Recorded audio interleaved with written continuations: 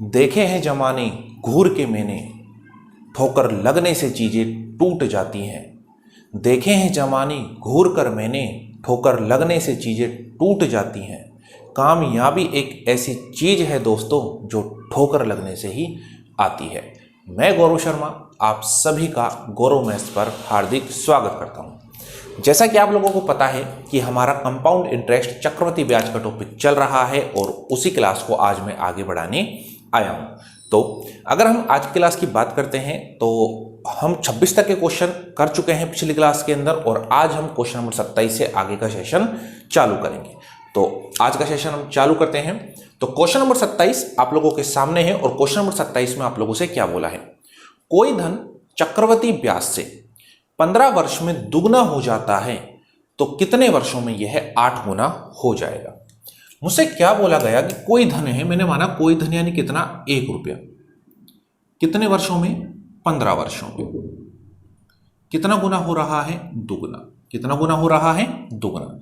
तो मुझसे बोला गया कि यही धन कितने वर्षों में 8 गुना हो जाएगा और 8 को मैं क्या लिख सकता हूं, 2 की पावर 3, क्या लिख सकता हूं, 2 की पावर 3। अच्छा मैं इसको बोल दूं 2 की पावर 1। अगर मैं आप लोगों से बोलूं कि जो हमने पिछली क्लासों के अंदर पढ़ा था, हमने क्या पढ़ा था। अगर मैं बोलूं कोई धनराशि 10 से 11 हो रही है तो 1 साल के लिए पावर कितनी रहती थी, 1। अगर मैं दूसरे साल की बात करता था तो पावर कितनी हो जाती थी, 2। अगर मैं तीसरे साल की बात कर रहा था तो पावर कितनी हो रही थी, 3। ये तो मैंने बात करी 1 साल की, पावर कितनी, 1। ये मैंने बात करी 2 साल की, पावर कितनी, 2। और ये मैंने बात करी 3 साल की, पावर कितनी, 3। अच्छा मैंने बोला जब पावर 1 से 3 हो रही है तो समय भी 3 गुना हो रहा है क्या। जब पावर 1 से 3 हो रही है तो समय कितना गुना हो रहा है, 3 गुना। और जब समय 3 गुना हो रहा है तो पावर भी कितना गुना हो रही है, 3 पावर हो रही है। तो मैं इसी प्रकार आपसे कहता हूं कि अगर आपकी पावर 3 गुना हो रही है, तो समय भी कितना गुना हो जाएगा, 3 गुना, यानी 8 गुना होने में उसे कितने वर्ष लगेंगे, 45 वर्ष। छोटा सा आपका क्वेश्चन। तो ऐसे ही हमारे को चक्रवृद्धि ब्याज के क्वेश्चन को चंद सेकंडों में सोल्व करने हैं एग्जाम्स के अंदर। चलिए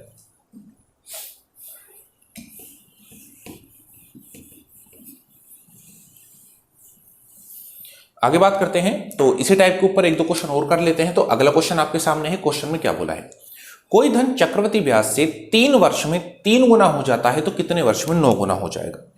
मुझसे बोला कोई धन 1 रुपया कितने वर्ष में, 3 वर्ष में, कितना गुना हुआ, 3 गुना। मुझसे बोला यही धन कितने वर्ष में 9 गुना हो जाएगा, यानी 3 की पावर 2। मैंने बोला पावर कितनी हो रही है, 2, 1 से कितनी हो रही है, 2, तो समय भी कितना हो जाएगा, दुगना। और 3 का दुगना कितना होता है, 6 वर्ष। तो आपका आंसर कितना आ गया, 6 वर्ष। वही सारे कॉन्सेप्ट उन्हीं को मैं यूज करता हुआ जा रहा हूं, बस ये चीज आपकी समझने की है। चलो आगे बात करते हैं।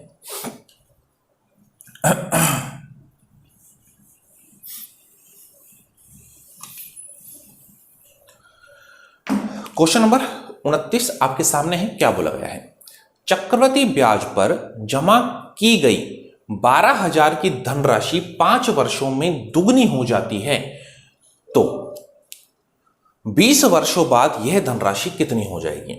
मैंने बोला चक्रवृद्धि ब्याज पर कोई 12,000 रुपए जमा करा रहा है और हर 5 साल में वो राशि क्या हो रही है, दुगनी हो रही है।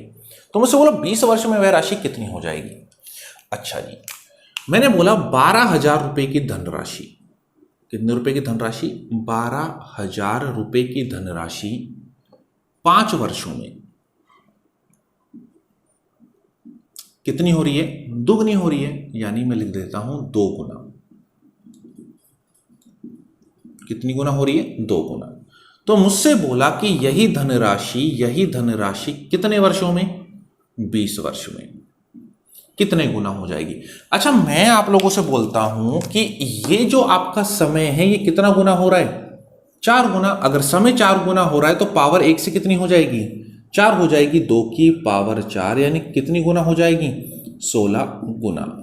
मैंने बोला 12,000 की राशि 5 वर्ष में दुगनी हो रही है, 20 वर्ष का पूछा तो मैंने बोला 4 गुना अगर समय हो रहा है तो पावर भी कितनी हो गई, 4, और 2 की पावर 4, यानी कितना गुना हो रही है, 16 गुना। यानी 12,000 रुपए की धनराशि अगर 16 गुना हो रही है तो वो राशि कितनी हो रही है? 16 दूनी 32, 16 एकम 16 और 3 19, यानी 1,92,000 रुपए। ये आपका क्या आ जाता है? आंसर। आपको कुछ नहीं करना, वही कॉन्सेप्ट, कभी आपका समय गुना करके दे देगा, कभी आपकी पावर से समय पूछ लेगा। चलो, आशा करता हूं चीजें आप लोगों के सभी के समझ में आ रही हैं, और अगर समझ में आ रही हैं तो केवल आपको छोटा सा कष्ट करना है, वीडियो को अधिक से अधिक शेयर करना है। चलिए आगे बात करते हैं। कुछ इंस्टॉलमेंट के क्वेश्चन है, जैसे हमने साधारण ब्याज में पढ़े थे, चक्रवृद्धि ब्याज में भी किस्तें होती हैं, और उन किस्तों के क्वेश्चन अब हम सोल्व करने वाले हैं। किस्तों के क्वेश्चन हम कैसे करते हैं देखते हैं एक बार। तो क्वेश्चन नंबर 30 आपके सामने है, क्या बोला गया है? 1025 का ऋण 2 बराबर वार्षिक किस्तों में चुकाया जाता है यदि चक्रवृद्धि ब्याज की दर 5% हो। आपको रेट कितनी दे दी गई? 5%, और आपको ऋण कितना दिया गया है? 1025। रेट आपको कितनी दी गई है? 5%। 2 बराबर वार्षिक किस्तों में चुका रहा है, तो प्रत्येक किस्त का मान पूछा है। मैंने बोला 5% को आप लोग क्या बोलते हो? 1/20। तो अगर मैं बात करता हूं पहले साल की, मैंने बोला धनराशि, अगर धनराशि आप लोगों की कितनी है? 20 रुपए। धनराशि आप लोगों की कितनी है? 20 रुपए। मैंने बोला 1 का ब्याज बना तो आपने किस्त कितने की दी? 1 का ब्याज बना तो आपने किस्त कितने की दी? आप बोलोगे 21 रुपए की। कितने की दी? 21 रुपए की। ये तो किसकी बात हुई? पहले साल की। अगर 20 रुपए की धनराशि 1 का ब्याज बना तो किस्त कितने की दी? 21 की। अगर मैं बात करूं दूसरे साल की, मैंने बोला धनराशि कितनी? 20, वही 1 की किस्त, तो कितना हो गया? 21। मैंने बात करी ये तो पहले साल की बात है, तो पावर कितनी लगेगी? 1। लेकिन मैं बोलता हूं ये कौन से साल की बात है भाई? ये तो दूसरे साल की बात है। तो दूसरे साल की बात है तो पावर कितनी लगी? 2। मैंने बोला 20 का स्क्वायर 400, और मैंने बोला 21 का स्क्वायर 441। लेकिन आपको क्वेश्चन में एक चीज बोली गई है। क्वेश्चन में वो चीज क्या बोली गई है? कि जो किस्त हैं दोनों साल की वो आपस में क्या है? बराबर। मैंने क्या देखा कि किस्त यहां पर तो कितने की है? 21 की, यहां पर 441 की, बराबर नहीं है। मुझे चाहिए कैसी? बराबर। तो मैंने बोला किस्त बराबर करनी है, अगर 21 को 441 बनाना है तो इसे मुझे कितने से गुणा करना पड़ेगा? 21 से, और इसे भी कितने से गुणा करना पड़ा? 21 से। 21 दूनी 42, 420, और 21 को 21 से गुणा किया 441। मैंने देखा मेरी दोनों किस्त आपस में क्या हो गई? समान। तो मैं आप लोगों से कहता हूं कि अगर पहले साल 420 रुपए और दूसरे साल 400 रुपए दिए तो टोटल कितने रुपए हो गए? 820 रुपए। और टोटल धनराशि 820 अगर है और क्वेश्चन में कितनी है? 1025, तो 800 यूनिट कितने के बराबर हो गई? 1025 के। प्रत्येक किस्त का मान पूछा है। किस्त कितने की है? 441 की। तो 441 की वैल्यू आपसे पूछी गई है। 1025 बटे में 820 और गुणा में 441। इसे आप लोग सोल्व कर लेना। जब आप इसे सोल्व कर लोगे तो आप लोगों का आंसर आएगा 551.25। तो जो आपकी एक किस्त होगी वो कितने रुपए की होगी? 551.25 रुपए की। ये आपका इंस्टॉलमेंट का क्वेश्चन। अगर 3 साल की बात होती तो मैं एक क्यूब वाला पोर्शन और ले लेता। एक बार समझिए, फिर हम आगे चलते हैं।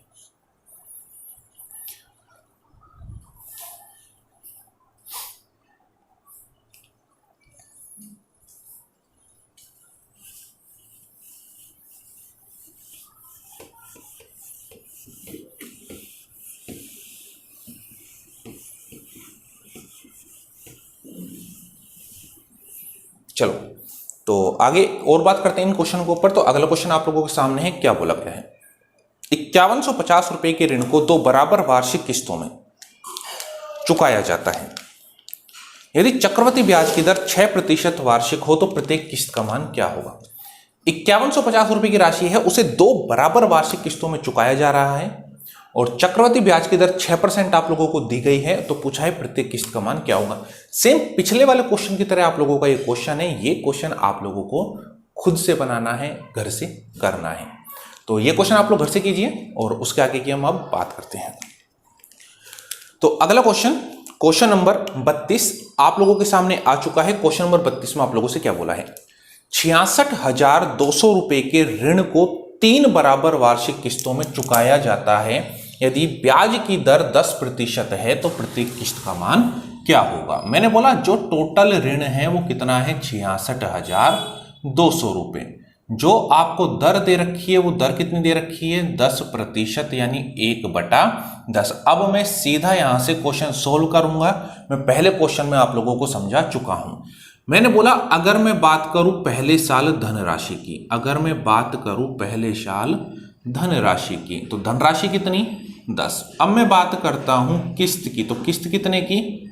11 की। ये तो मेरी बात हुई कौन से साल की?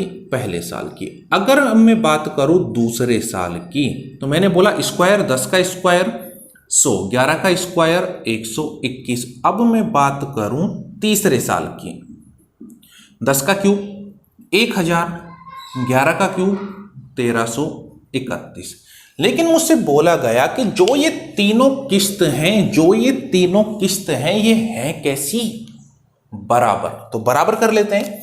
मैंने बोला 11 को 1331 बनाना है तो कितने से गुणा करना पड़ेगा? 121 से। तो यहां भी 121 से गुणा, यहां भी 121 से गुणा। 121 को 1331 बनाना है, यहां 11 से गुणा, यहां 11 से गुणा।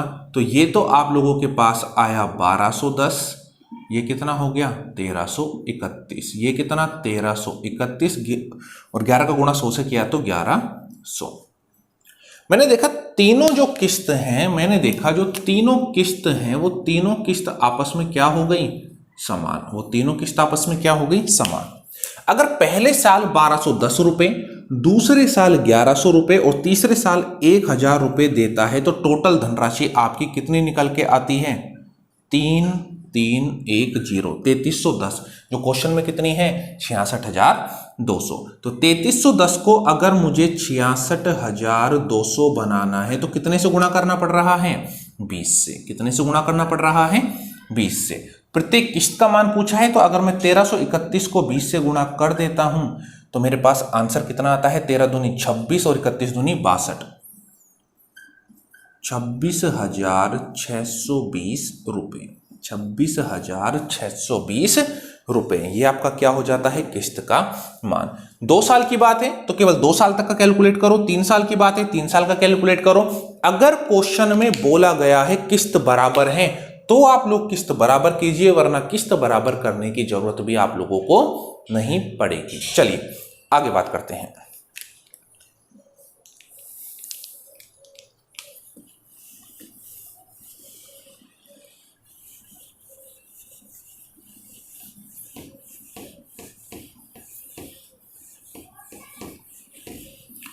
आप लोगों के लिए एक सूचना और है जो मैं हर क्लास में देता हूं कि आप लोगों के बेनिफिट के लिए, कि आपको ज़्यादा प्रॉब्लम नहीं हो, मैंने हर कंपटीशन एग्जाम के सिलेबस के अकॉर्डिंग प्लेलिस्ट बनाई हुई है। जैसे अगर मैं पटवारी की प्लेलिस्ट की बात करूं तो मैंने एक पटवारी की प्लेलिस्ट बनाई हुई है। अगर मैं दिल्ली पुलिस की बात करूं, मैंने दिल्ली पुलिस की अलग से प्लेलिस्ट बनाई हुई है। जो बच्चे रीट L1 और L2 की तैयारी कर रहे हैं तो L1 और L2 की अलग अलग प्लेलिस्ट बनाई हुई है। तो आप लोग चैनल पर जाएं और वहां से प्लेलिस्ट में जाकर जिस कंपटीशन की आप तैयारी कर रहे हैं वहां से आप उसके सिलेबस को पढ़ सकते हैं। उसके अलावा ये सारी चीजें आपको डिस्क्रिप्शन बॉक्स में मिल जाएंगी। उसके अलावा डिस्क्रिप्शन बॉक्स में एक तो आपको दिया हुआ है टेलीग्राम चैनल का लिंक। टेलीग्राम चैनल लिंक का ज्वाइन करने के आपके बेनिफिट क्या है? टेलीग्राम चैनल ज्वाइन करने के बेनिफिट आपके ये हैं कि जो भी वीडियो मैं अपलोड करता हूं वो वीडियो का नोटिफिकेशन आपको बिल्कुल सही समय पर मिल जाएगा। टेलीग्राम चैनल ज्वाइन करिए, जैसे ही मैं उस पर वीडियो अपलोड करूंगा आपको उसका नोटिफिकेशन मिल जाएगा। दूसरा फेसबुक पेज, वहां से भी आप नोटिफिकेशन प्राप्त कर सकते हैं। वहां से मैं रोजाना कुछ क्वेश्चंस डालता हूं इंपॉर्टेंट, तो आप उन क्वेश्चनों तक पहुंच सकते हैं और उन क्वेश्चनों को सोल्व करके देख सकते हैं कि आपकी तैयारी कितनी है। तो इन चीजों को आप अप्लाई करना चालू कीजिए अपनी तैयारी को बेहतर बनाने के लिए। चलिए आगे बात करते हैं। चलिए, बेहतर से बेहतर की तलाश करो, मिल जाए नदी तो समंदर की तलाश करो। टूट जाते हैं शीशे पत्थर की चोट से, टूट जाए पत्थर ऐसे शीशे की तलाश करो।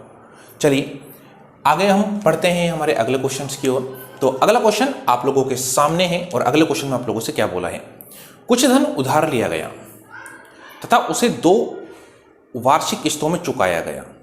बोला है 2 बराबर वार्षिक किस्तें 2 बराबर वार्षिक किस्तों में चुकाया गया।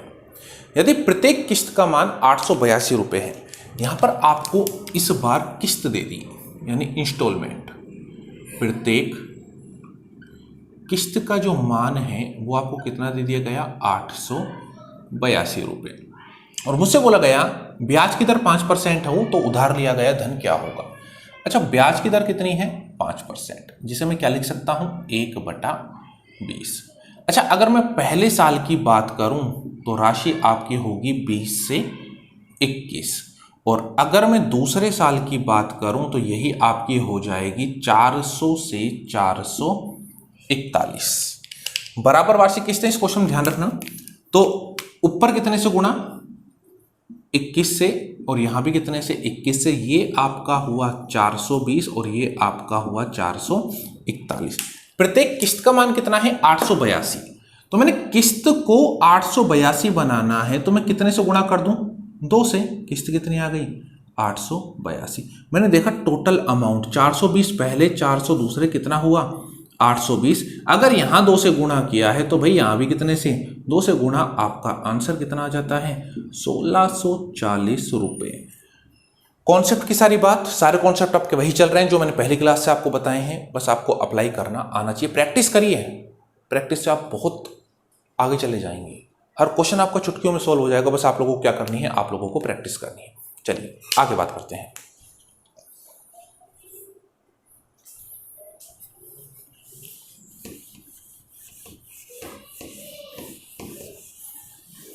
चलो, तो अगला क्वेश्चन आप लोगों के सामने है। अगले क्वेश्चन में आप लोगों को क्या करना है, मुझसे बोला गया एक व्यक्ति अपनी पत्नी के लिए साड़ी खरीदता है। लीजिए, अब तो क्वेश्चनों में भी साड़ी खरीदने की बात होने लग गई है। यानी पत्नियों ने अब तो मैथमेटिक्स में भी पीछा नहीं छोड़ा कि उनको तो अब यहां भी साड़ी चाहिए। चलो, एक व्यक्ति अपनी पत्नी के लिए साड़ी खरीदता है, वह 2000 रुपये अभी जमा करता है। यानी एक तरीके से डाउन पेमेंट दे गया वो, कितने, 2000 रुपये। तो 2000 रुपये तो उसने जमा करा दिए। जो जमा राशि है उसकी वो कितनी है, 2000 रुपये। अच्छा जी, आगे क्या बोला गया है, और बाकी 5% वार्षिक दर से, बाकी 5% वार्षिक दर से 2 वर्ष में चुकाता है। यदि वह पहले साल 840 रुपये, यानी जो पहले साल वो राशि चुका रहा है वो कितनी चुका रहा है, 840 रुपये, और दूसरे साल जो राशि चुका रहा है वो चुका रहा है 1764 रुपये। तो मुझसे पूछा गया है कि साड़ी की कीमत ज्ञात कीजिए। अच्छा, मुझे रेट कितनी दी हुई है, रेट मुझे 5% दी हुई है। तो मैं कहता हूं 5% की फ्रैक्शन वैल्यू निकाल लीजिए। तो 5% की फ्रैक्शन वैल्यू कितनी हो गई, 1/20। यानी मैं कहता हूं अगर पहली साल वह 20 रुपए की धनराशि है तो 1 रुपए किस्त के साथ कितनी चुकाई, 21। दूसरी साल 400 रुपए से कितनी हो गई, 441। अच्छा, मुझे दोनों सालों की जो किस्त है या फिर जो चुका रहा है वो अलग अलग दे रखा है, कहीं बोला नहीं गया, बराबर है। तो मैं कहता हूं कि अगर मुझे 21 को कितना बनाना है, पहले साल 840, अगर मुझे 21 को 840 बनाना है तो कितने से गुणा करना पड़ा, मैंने बोला 40 से गुणा करना पड़ा। अगर यहां 40 से गुणा किया तो यहां भी कितने से गुणा करना पड़ रहा है, 40 से, और मैं 40 से गुणा करता हूं तो यानी पहली साल जो उसने राशि दी वो कितने रुपए की दी, 800 रुपए की। अच्छा, दूसरे साल 1764, तो मैंने बोला 441 को अगर 1764 बनाना है तो कितने से गुणा करना पड़ेगा, तो आपने बोला 4 से गुणा करना पड़ेगा। अगर यहां 4 से गुणा किया है तो यहां भी कितने से गुणा करना पड़ा, 4 से। यानी दूसरे साल की धनराशि कितनी आ गई, 1600 रुपये। मैंने बोला कि पहले साल की धनराशि 800 थी, दूसरे साल की 1600 थी, तो दोनों सालों की टोटल कितनी हो गई, 2400 रुपये। अच्छा, ये तो हुई दोनों सालों की धनराशि, लेकिन मुझे पता है कि 2000 रुपए उसने पहले से जमा कर रखे हैं। तो मैंने बोला 2400 तो धनराशि उसने पहले दी, यानी 2000 तो पहले दी और 2400 उसने किस्तों के रूप में दी। तो 2400 तो ये, और 2000 आपकी ये। तो जो साड़ी की कीमत निकल कर आई, वो साड़ी की कीमत कितनी निकल कर आई, 4400 रुपए। तो ये आपका क्वेश्चन काफी बार एग्जाम्स में पूछा हुआ क्वेश्चन है। तो इस क्वेश्चन को आप थोड़े अच्छे से 1-2 बार रीड कर लेना, एक बार हाथ से सॉल्व खुद भी कर देखना, जिससे आपको ये क्वेश्चन समझ में आ जाए, चीजें आपकी क्लियर हो जाए। देखिए एक बार,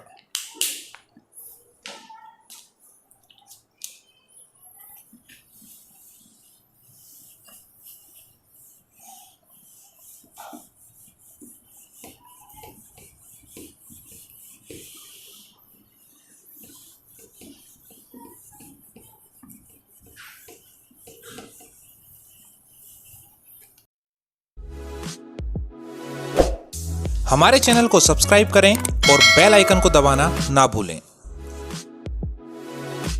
अब चलते हैं अगले क्वेश्चन की ओर। तो अगले क्वेश्चन में आप लोगों से क्या बोला है, 16,000 रुपए का 10% वार्षिक दर से 1 वर्ष का चक्रवृद्धि ब्याज क्या होगा जबकि ब्याज प्रति छमाही देय हो। तो आप लोगों को बोला गया कि जो प्रिंसिपल है आपका वो तो कितना है 16,000 रुपए। प्रिंसिपल जो आपका है वो कितना है 16,000 रुपए। अच्छा जी, दर आपकी कितनी है, दर आप लोगों को जो दे रखी है वो दर आप लोगों को दे रखी है कितनी 10%। अच्छा, समय आप लोगों को दिया है 1 वर्ष, 1 साल, मुझसे बोला छमाही। और याद करो पहली क्लास मैंने बहुत अच्छे तरीके से समझाए थे कि छमाही का मतलब 1 साल में 2 साइकिल घूम रही है, और अगर 1 साल में 2 साइकिल घूम रही है मैंने बताया था समय क्या हो जाएगा दुगना। तो अगर 1 साल समय दिया हुआ है तो ये समय कितना हो जाएगा 2 साल। और दर आपकी 6 महीने के लिए पहले लगेगी, 6 महीने के लिए दोबारा लगेगी, तो दर आपकी कितनी हो जाती है आधी, यानी कितना 5%। और 5% को मैं लोग क्या लिखता हूं 1/20। यानी कहने का मतलब ब्याज पूछा है तो पहले साल से जो दूसरे साल ब्याज जा रहा है वो दूसरे साल ब्याज कितना जा रहा है 21। ये चीज मैंने आपको बताई थी कि प्रिंसिपल अमाउंट का अनुपात और ब्याज का अनुपात हर साल कैसा रहता है समान। अच्छा जी, तो मैं बोलता हूं कि 16,000 का 1/20 कितना होगा। तो 16,000 का 1/20 आपका होगा, 0 से 0 कैंसिल हो जाएगा, 2 8 16, यानी कितने रुपए हो जाएगा 800 रुपए। यानी अगर पहले साल 800 रुपए का ब्याज मिल रहा है तो 20 को 800 बनाने के लिए कितने से गुणा करना पड़ा 40 से। तो यहां भी कितने से गुणा करना पड़ेगा 40 से, और 21 चौके 84, यानी कितने का मिला 840 का। टोटल ब्याज आपका कितना हो गया 1640 रुपए। टोटल ब्याज आपका कितना हो गया 1640 रुपए। तो ये आपका क्वेश्चन, इसके ऊपर हमने क्वेश्चन पहले कर चुके हैं, वो सिंपल थे, बस यहाँ पर आपको जो दिया गया है वो हाफ ईयरली यानी अर्धवार्षिक दिया गया है, तो उसके अकॉर्डिंग मैंने क्वेश्चन यहाँ पर सोल्व किया है। देखिए एक बार मैंने आप लोगों को बताया था कि अगर अर्धवार्षिक दे रखा है तो समय दुगना दर आदि, अगर तिमाही क्वार्टरली दे रखा है तो जो आपका टाइम है वो 4 गुना हो जाएगा, क्योंकि वो 4 साइकिल चलेंगी और रेट 4 भागों में टूट जाएगी 3-3 महीने में, तो रेट 1/4 हो जाती है। चलो, तो अगला क्वेश्चन उसी के ऊपर हम करने वाले हैं, और वो क्वेश्चन आप लोगों को खुद बनाना है और कमेंट बॉक्स में उसका आंसर देना है कि इस क्वेश्चन का आंसर आपका क्या होगा। तो अगला क्वेश्चन आपके सामने है। क्वेश्चन में आप लोगों से क्या बोला गया है, क्वेश्चन में आप लोगों से बोला गया है कि 12,500 का 8% की दर से 9 माह का चक्रवृद्धि ब्याज क्या होगा जबकि ब्याज तिमाही देय हो। यानी तिमाही यानी क्वार्टरली, और क्वार्टरली में साइकिल कितनी बार चलती है 4 बार, यानी समय 4 गुना, और दर 4 भागों में टूट जाती है तो दर कितनी हो जाएगी 1/4। तो ये क्वेश्चन आप लोग खुद से बनाइए, कमेंट बॉक्स में आंसर जरूर बताना। चलो आगे चलते हैं। तो अगला क्वेश्चन आपके सामने है। अगले क्वेश्चन में आप लोगों से क्या बोला गया है, अर्धवार्षिक रूप से संयोजित चक्रवृद्धि ब्याज की 12% वार्षिक दर से 2500 रुपए की धनराशि कितने वर्ष में 2809 रुपए हो जाएगी। 2500 रुपए की धनराशि कितनी हो रही है 2809 रुपए। यानी ये अगर आपका प्रिंसिपल, तो ये आपका क्या है अमाउंट। जो आप लोगों को रेट परसेंट दिया गया है वो रेट परसेंट कितना दिया है 12%। समय मुझसे पूछा गया है लेकिन आपको एक कंडीशन दे दी हाफ ईयरली यानी अर्धवार्षिक। अर्धवार्षिक यानी अर्धवार्षिक की कंडीशन में आप लोगों के क्या होता है कि जो भी आपका समय है वो समय तो क्या हो जाता है दुगना, और जो आपकी दर है वो दर क्या हो जाती है आधी, यानी कितनी 6%। आधी यानी कितनी 6%, और 6% को मैं क्या लिखता हूं 3/50। 6% को मैं क्या लिखता हूं 3/50, यानी 50 रुपए की धनराशि, 50 रुपए की धनराशि आपकी कितनी हो जाएगी 53। आपकी कितनी हो जाएगी 53। और मुझे बोला गया है कि 2500 रुपए की धनराशि कितनी हो रही है 2809।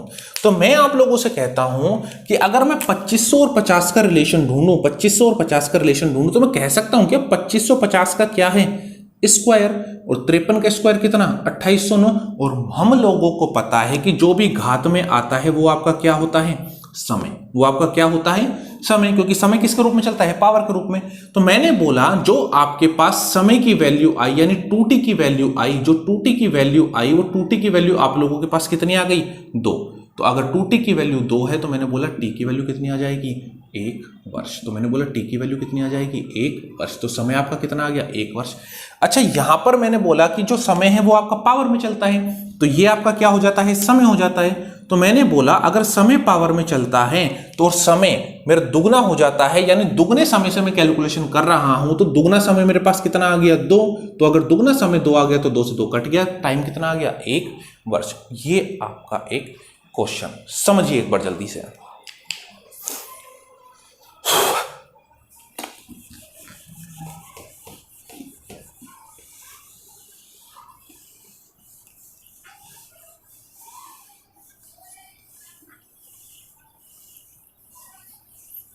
चलो तो अगला क्वेश्चन करते हैं। अगला क्वेश्चन आप लोगों के सामने है। अगले क्वेश्चन में क्या बोला गया है, 12% वार्षिक चक्रवृद्धि ब्याज की दर से 1,25,000 रुपए की धनराशि 1,48,877 हो जाती है। 1,48,877 राशि हो रही है कितने वाली, 1,25,000 की, यानी ये अगर प्रिंसिपल तो ये आपका अमाउंट। रेट परसेंट आपको कितना दिया हुआ है, रेट परसेंट आपको दिया हुआ है 12%। और आपको क्वेश्चन में कंडीशन दी हुई है क्या कि अर्धवार्षिक है तो समय आप लोगों को क्या हो जाएगा, 2t, और रेट हो जाएगी आधी, तो 12% का यानी आधी कितनी हो गई, 6%। और 6% को मैं क्या लिखता हूं, 3/50। यानी ये धनराशि 50 से वापस आप लोगों को कितनी हो रही है, 53। 50 से कितनी हो रही है, 53। मैंने बोला 1,25,000, 50 का क्या हो जाएगा, क्यूब, और ये भी 50 का क्या हो जाएगा, क्यूब। यानी जो समय आया वो आपका समय कितना आया, 3 वर्ष। यानी 2t की वैल्यू आपकी कितनी आ गई है, 3। और अगर 2t की वैल्यू 3 है तो t की वैल्यू कितनी आ गई, 3/2, या फिर इसे मैं कह सकता हूं 1.5 वर्ष। इसे मैं क्या कह सकता हूं, 1.5 वर्ष। और ये आपका क्या हो जाता है, आंसर। ये आपका क्या हो जाता है, आंसर। तो दोस्तों, बच्चों, ये आज का हमारा सेशन था। आशा करता हूं आपको पसंद आया होगा, नई नई चीजें आपने आज सीखी हैं और बहुत आपको आसानी होगी पेपर में यहां से क्वेश्चनों को सोल्व करने की, इतने छोटे तरीके जो कुछ ही सेकंडों में आप लोगों के आंसर आ जाएं। तो आज का सेशन हमारा इतना ही है। और अगर आपको वीडियो पसंद आई है तो आपको पता है आपको वीडियो को लाइक करना है, शेयर करना है सभी को, जो भी आपके कॉन्टेक्ट्स में है बच्चे, सबको बेनिफिट मिलना चाहिए इस क्लास का। तो आज के लिए इतना ही है, धन्यवाद।